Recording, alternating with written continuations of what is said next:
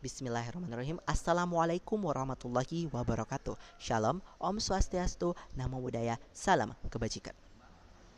Yang saya hormati, Dewan Juri, serta hadirin yang saya banggakan. Sebelum saya memaparkan argumen, izinkan saya memperkenalkan diri. Perkenalkan, nama saya Andi Danus Saputra, perwakilan dari SMA Negeri 1 Pasangkayu.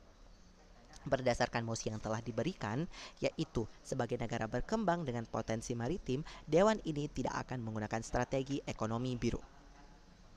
Nah, dalam mosi tersebut saya menangkap 2 poin penting, yaitu sebagai negara berkembang dengan potensi maritim. Perlu digarisbawahi kata negara berkembang serta potensi maritim. Negara berkembang yang menurut saya adalah negara berkembang maksudnya adalah bahwa negara itu belum cukup untuk memanfaatkan potensi maritim, belum cukup mumpuni untuk memanfaatkan potensi maritim. Artinya bukan berarti tidak bisa, akan tetapi masih belum maksimal dalam pemanfaatan potensi maritim. Potensi maritim sendiri itu artinya bahwa potensi maritim itu sesuatu yang ada tetapi belum dimanfaatkan secara baik. Nah, saya meyakini bahwa jika strategi ekonomi biru diberlakukan, maka proses pembangunan ekonomi nasional tidak akan berjalan cepat seperti yang diharapkan. Maksudnya adalah masih diperlukan perkembangan negara menjadi negara maju, sehingga setelah menjadi negara maju, pastinya potensi maritim dapat berkembang dengan baik. Nah, perlu diketahui bahwa terdapat banyak cara atau banyak strategi ekonomi yang dapat diberlakukan, yaitu seperti contohnya strategi ekonomi UMKM dan sebagainya. Sekian argumen dari saya. Wabillahi taufik wal hidayah. Wassalamualaikum warahmatullahi wabarakatuh. Shalom, Om Swastiastu, Namo Buddhaya, Salam Kebajikan. Assalamualaikum warahmatullahi wabarakatuh. Om Swastiastu, Namo Buddhaya, Salam Kebajikan. Terima kasih atas kesempatan yang telah diberikan kepada saya. Sebelum saya menanggapi hasil argumentasi yang telah dipaparkan oleh tim pro tadi, sebelumnya kita perlu ketahui di mana posisi sains. Sains merupakan ilmu yang universal, yang dimana ilmu ini berada di mana-mana tanpa terkecuali di bidang seni. Misalnya seni musik yang dimana memanfaatkan bunyi-bunyian untuk menarik perhatian orang, untuk menyenangkan hati orang. Ya, bunyi-bunyian tersebut dipelajari pula di dalam sains. Menanggapi argumentasi yang telah tim pro sampaikan, bahwa tim pro memberikan argumen bahwa seseorang yang berbakat di bidang sains akan selalu dikembangkan.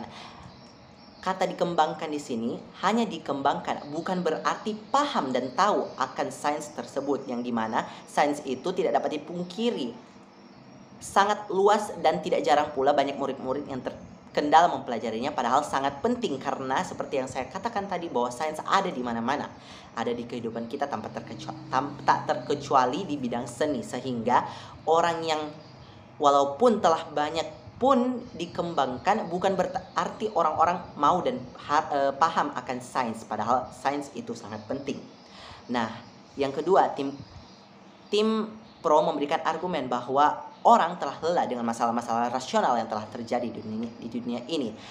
Mereka hanya memberitahukan bahwa orang-orang telah lelah, bukan orang-orang yang ingin menyelesaikannya. Padahal masalah-masalah rasional itu ada banyak sekali, yang hanya disebutkan hanya peperangan dan sebagainya. Nah, salah satu masalah rasional yang saya ketahui adalah masalah tentang pemanasan global. Nah, pemanasan global sendiri dipelajari di sains, yang dimana jika orang paham akan hal tersebut, tentu saja masalah ini akan bisa diselesaikan dan menyelesaikan masalah-masalah lain, termasuk peperangan juga.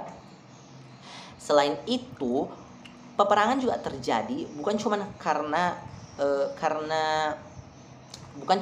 satu dua orang, dan jika industri musik naik pun bukan berarti akan menghentikan peperangan.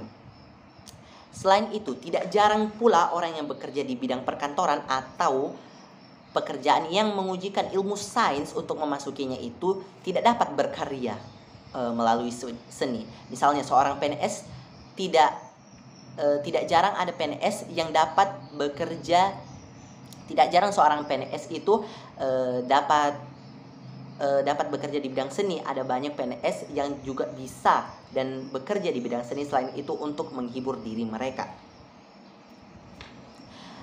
Oke, argumentasi yang kedua bahwa mengenai hubungan anak dan orang tua. Tim pro memberikan argumen bahwa orang yang berbakat itu bakal menghabiskan waktu yang berjam-jam untuk memainkan hal yang dia senangi. Ya, tentu saja bukan berarti orang yang senang di sains tidak memiliki ketertarikan di bidang seni. Ya, betul.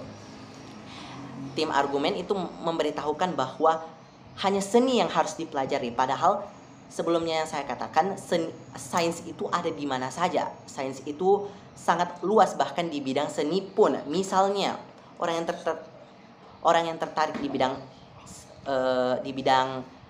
bidang perlukisan dan sebagainya itu harus mempelajari yang namanya psikologi, di mana bagaimana orang-orang itu bisa tertarik dengan warna, tentang apa yang dilihat. Selain itu, warna sendiri merupakan pantulan cahaya yang masuk ke mata sehingga bisa diketahui oleh otak. Yang artinya orang-orang harus belajar dulu tentang sains, karena hal-hal tersebut ada di sains mengenai cahaya dan warna dan sebagainya. Bagaimana warna terbentuk. Selain itu, pada musi diberikan, anak-anak tidak dilarang. Sekali lagi, anak-anak tidak dilarang untuk mengembangkan bakat mereka di bidang seni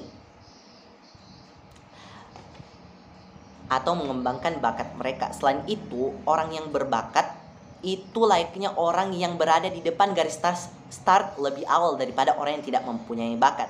Artinya, jika orang maupun sesuka apapun di bidang sains, tetapi jika ada ketertarikan sedikit saja terhadap bidang seni, jika dia pantang menyerah dan mau berusaha, dia tetap pasti bisa untuk mengembangkan bakatnya tersebut. Jadi dalam musi tersebut tidak dilarang kalau anak-anak tidak dilarang untuk mengembangkan bakatnya.